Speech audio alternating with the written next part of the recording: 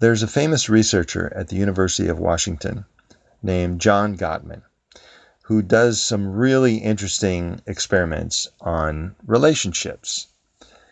And he's discovered all kinds of interesting things. I remember some of his first studies were where he would bring couples in and he would put this belt around their chest so he could measure how fast they're breathing and how deeply they're breathing. And he would put them on a chair that measured how much they fidgeted. He would put them on a heart rate monitor. He'd put them on a galvanic skin response monitor that showed how much stress you have by how much you're sweating, and a blood pressure monitor. And then he would have the couple talk about their most contentious subject, whatever subject they cannot talk about without getting in a fight. He would say, yeah, talk about that while we observe you, while we observe your vitals.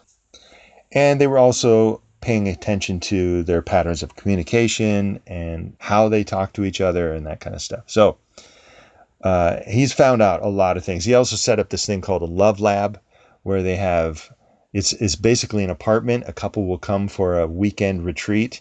And yet the apartment has all these cubbies built into it with one-way mirrors so that researchers can observe people in a sort of natural environment and how they interact with each other, and then they follow these couples and see what happens to them, who divorces and that kind of stuff. And he can actually predict with a really high degree of accuracy from an assessment who is going to divorce and who isn't. He's actually learned a lot about relationships. Well, one of the things that he says is that he's found that there's what he calls a bid. It's something that occurs in relationships all the time, in relationships of all kinds. You make a bid for connection, and then the other person responds to that bid. And what he means by a bid for connection is you're kind of inviting a connection with somebody. So even, so you walked into work and you say, hey, John, how you doing? That's a bid for connection. It's a seeking of a connection. Even though that's at a superficial level, relatively speaking, it's still a bid for connection. And the other person that's responding to the bid can either do one of three things. They can turn against the bid, they can turn away from the bid, or they can turn toward the bid. And that combination of the bid and the response to the bid is what relationships are made of. It is the fundamental element of a relationship. And how you deal with that fundamental element makes all the difference in the world in your relationship. Couples who stay together and are happily married are much more likely to turn toward their bids. They make bids for connection and they turn toward their partner's bid for connections. The difference between turning away and turning against is something like this. So one woman comes to her husband and she's put on a new dress and she says, how do you like my dress? That's a bid for connection. She is asking for an interaction. She's asking for connection with her husband.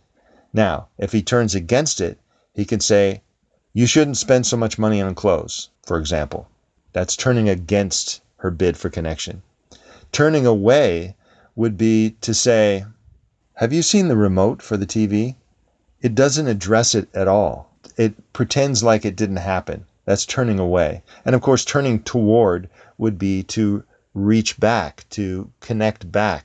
It looks great, or you're beautiful, or anything that's turning toward that bid. Another example might be somebody that, one partner starts to sing a song and the other partner chimes in or says they like it. Another example might be one partner reaching for the other one to hold their hand or something and the other one taking their hand.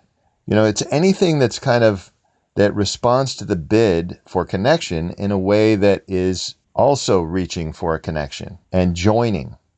Even in a conversation, somebody saying something and the other person responding to it by not turning against it and not turning away from it, but responding by agreeing or saying something, adding something to it, just responding. You'll see as you start playing with this, you'll start to recognize it's very clear whether you're turning away, turning against, or turning toward. And the most successful relationships, people, for the most part, turn toward their partner's bids for connection. Okay, when we come back, we're going to talk a little bit more about this and then wrap it up. This Atom Bomb podcast episode is sponsored by Anchor, a podcast platform, the one I'm using to make this podcast. It's super easy to use and allows you to easily create your own podcast. You can record and edit your audio right onto the app. In fact, you can do everything on your phone. Anchor also makes it easy to monetize your podcast and get wide distribution. Anchor automatically makes your podcast available on Apple Podcasts, Spotify, Google Podcasts, and more. You can download the Anchor app for free or go to anchor.fm to get started. I think now that you have this idea, if you haven't had it before, I think you will see relationships in a different way. I know I did. I had never thought of it this way, and I never thought about how each of those interactions, each question somebody asks you, even looks that people give you, that you're getting bids for connection all the time from people. And sometimes we're just oblivious, we're in our own little world or whatever, and we miss those cues, we miss those bids. And so in a sense, we turn away from them. Sometimes we accidentally turn against them, not meaning to.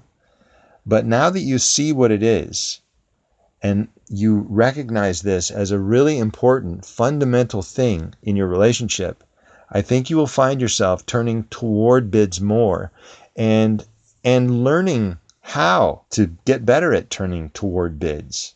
And I think you'll find that it makes a really big difference in how close you feel. This is Adam Lee Kahn on The Atom Bomb.